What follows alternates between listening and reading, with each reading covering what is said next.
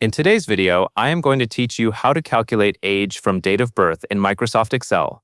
This is a simple and useful formula that lets Excel calculate a person's age based on their date of birth and the current date. It is especially helpful when you want the age to update automatically over time, without having to change anything manually.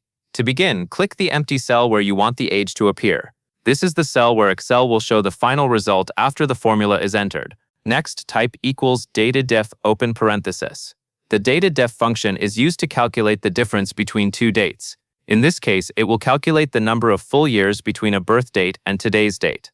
After that, click the cell that contains the person's date of birth. This tells Excel which starting date to use for the calculation. Make sure the date of birth is entered as a proper date in Excel, or the formula may not work correctly. Now type a comma. This separates the first part of the formula from the next one. Then type today open and close parenthesis. This tells Excel to use the current date as the ending date. One of the best parts of using today is that the age will update automatically each day when the worksheet is opened or recalculated. Type another comma after that. This moves you to the final part of the formula.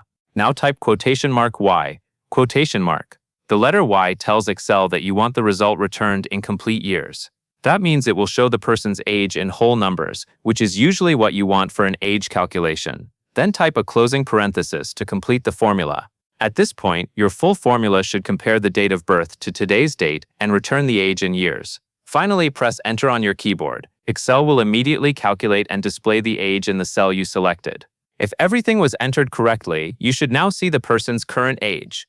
If you get an error, double-check that the date of birth cell contains a real date and that all commas, quotation marks, and parentheses are in the right place.